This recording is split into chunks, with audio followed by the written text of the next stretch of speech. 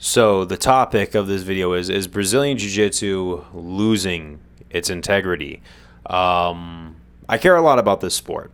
It had turned my life around. It took my life when I was in a bad mental space, so to speak. I didn't really grow up with very good guidance figures. I was very lost. I was a bit of a pariah, so self-confidence was not something that was in my repertoire. Um, but then I came down to a decision where I said I would rather go into that jiu-jitsu studio and risk getting obliterated than go and live my life the way that I was living it, because I knew long term it wasn't sustainable. I didn't have any confidence deep down. I was a hollow shell. But thanks to the experience that I got from the sport, especially after switching from my first gym, which wasn't working out because I found a lot of like clickiness and just favoritism that was really ruining the experience, a lot of drama. But they say God's plan, sometimes it has to get so uncomfortable in one area that you want to move to another. Now, I honestly understand that jiu-jitsu is about discomfort, but depends on the type. The training discomfort you should be able to bear. But when you see aspects of some gyms that really cause you to feel uncomfortable emotionally, that's probably a red flag that you should probably go away from that school. And that's the thing, is there's integral schools like the one I'm currently at, and then there's non-integral spots of the sport. So when I say jiu-jitsu is losing its integrity, or if I'm asking if it's losing its integrity, I think that we are at a crossroads in the sport. And I do care because I want to see the same gifts that the sport gave me and changed me as a human being go to other people, because I want to see more people with a sense of security, purpose. I think a lot of the problems that we see in especially American society stem from insecurities. A lot of people are more angry, and you know what they say, it's like about people who want to lash out. They really aren't fighters. They're just showing their teeth because they seem like they're in survival mode, especially, which is the case in a lot of areas in American society right now. And I feel like if a lot more people were handed those gifts, I think we would solve a lot of dysfunction that has spread into our modern society. And I'm going to use a point to demonstrate. One of my teammates grew up on the streets, like the real mean streets, like ghetto areas, a lot of dysfunction. And thanks to the lessons that martial arts has given him, he's a devout father. He wants to raise his kid the opposite of the way he was raised. He's a business owner, right? But obviously, I'm circling back to, that whole, financial guru situation where it just kind of seemed like he was with big names of the sport, like actual legitimate black belts.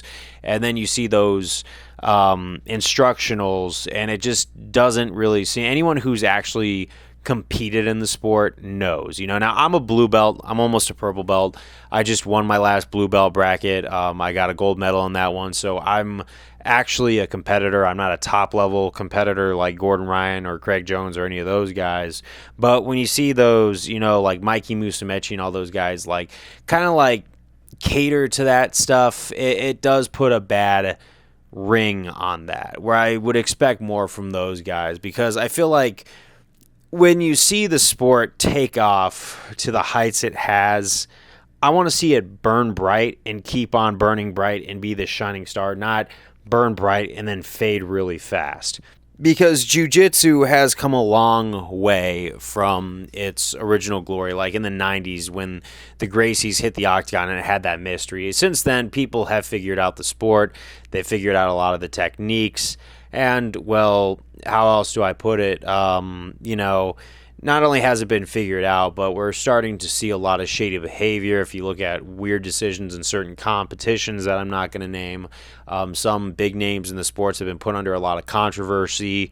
A lot of high-level competitors have been accused of a lot of stuff, to the point where, obviously it's not the first time in a professional sport where this has happened.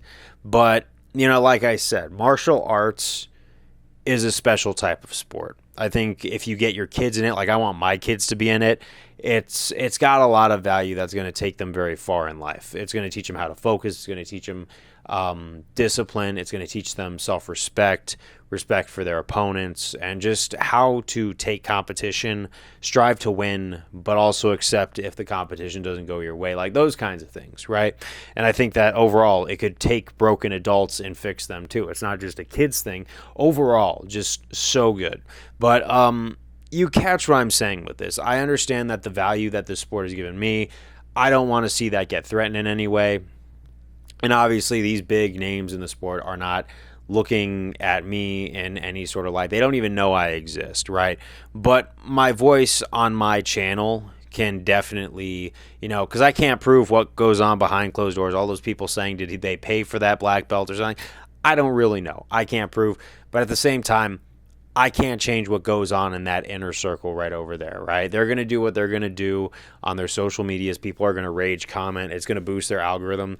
That's basically how it works, because a lot of people want to have their voices heard. Like my current professor, though, he went on public on his social media and put those guys on blast and said that it was a disgrace and all that stuff. Like, he was very vocal about it because he's a guy who cares about the integrity of the sport even more than me, because he's dedicated his life to it. But obviously, we can't change what those celebrity special treatments are. With the exception of like guys like Tom Hardy. And I remember when Anthony Bourdain was still around, he competed, and I saw his competitions, and the guy was a legit competitor too. Like, so not all these celebrities are just handed stuff. It happened. It's a case by case basis, but we do see stuff where it just kind of seems like we've never seen some of these guys compete, and they just get handed their black belts, smile for the camera. You're a Hollywood superstar, so here you go. You get a special privilege. But that's like the thing, is they get robbed of that, having to sweat and give their tears to the sport, because there are times when I was coming into my own in the sport where, you want to give up because you just feel like it's such an uphill battle, but you push past that disbelief, and then you have nothing but confidence that you're just going to get better from here on out. Like, I just keep adding to the benefits and the mentalities that this sport has taught me. So I'm going to cut to the chase. Since I know that the sport is at a crossroads, and I don't think the integrity is completely gone, because there's still a lot of great places to train. There's a lot of good spots. Granted, there's still some drama between professors that I hear about. I try to stay away from all that stuff, to be honest. I just want to train and gain community. I don't really care about belts or anything like that. I just want to have a good time. But every year there's a new wave of black belts wanting to open their schools. I know some new schools that get opened up every now and again. And I guess this message goes out to them. Keep the integrity of the sport alive. If you don't like seeing that kind of special treatment and behavior, be the change you want to see. In a number of years, I'm going to get my black belt. It's an inevitability. It's not going to happen next year. It's not going to happen the year after, probably not even the one after that. But eventually, I will get a black belt. And even as a blue belt, I try to set an example for all the new guys and try to be the guide. Now, I still do, put them through the same gauntlet I was put through, because it's only going to help them in the future. But here's the thing, is that I want to be the change that I want to see in the sport. I want to set the example, and I want to be the role model to a lot of people, because a lot of people have come to me for advice. And seeing me go from someone who no one would ask the opinion of to someone who people want guidance from in that aspect, even just as a blue belt, I can only imagine as a black belt, And we shouldn't put black belts on these total pedestals, but they are these authority figures in the sport. So I like seeing black belts who have that maturity, have those life lessons. Like, I like the story of how Caio Terra got his black belt, right, where he was told to go up a weight class, and he was told to challenge the world champion, and he lost. And then that's when he got promoted, because his professor said, I just want you to know it's not about winning. It's about how you can change the lives of others. That really spoke to me, because it shows you that jiu-jitsu, when used in integrity and its best practice, can transform those who are willing to transform. So that's the kind of example that we got to set. And even as a blue belt, I'm probably going to be posting some jiu-jitsu content to be the change that I want to see, to be part of the solution instead of hyperfixating on the problem. Because a lot of people right now are just grilling the sport right now. I see a lot of videos overall, and I see that the sport is in danger of going down a really gnarly path, like the same path that karate went down. And I don't want to see that happen. I want to see future generations have their lives changed like mine was by the sport. And that's why I care so much about it, because it's turned so many lives around and it's put discipline in people who should otherwise not have any. But that's what I'm saying is, when you're an authority figure in the sport and you're at some sort, you got to take pride in being a positive role model. You got to take pride in being integral, and you got to be taking pride in giving everybody who wants to put in the work a fair shot. But also remember that although you want them to work hard, you're not going to just hand them something or have them pay a fee or something like that and then just give them the belt, because then what you do is you water down and destroy what jiu-jitsu originally stood for. And that falls on the individual, especially me. So even right now, even though I am just a late stage blue belt about to be a purple, I plan on being the change in the sport. I want to see it, and I want to try to add a little bit of extra. And I'm just going to start, because that's the one thing I've learned from jiu-jitsu is if you want to start, you got to start somewhere. So it's better to just try something and see where it goes with it and then learn from those mistakes. So that's probably what I plan on doing, is not talking so much about the changes that I want to see, and just at least try to add some fun to it and try to, on that level, be that kind, but that's what I got to say. I want to be the change, and I'm going to figure out as I go along, just like I figured out how to roll as I went along. But I'll see you guys on the next one.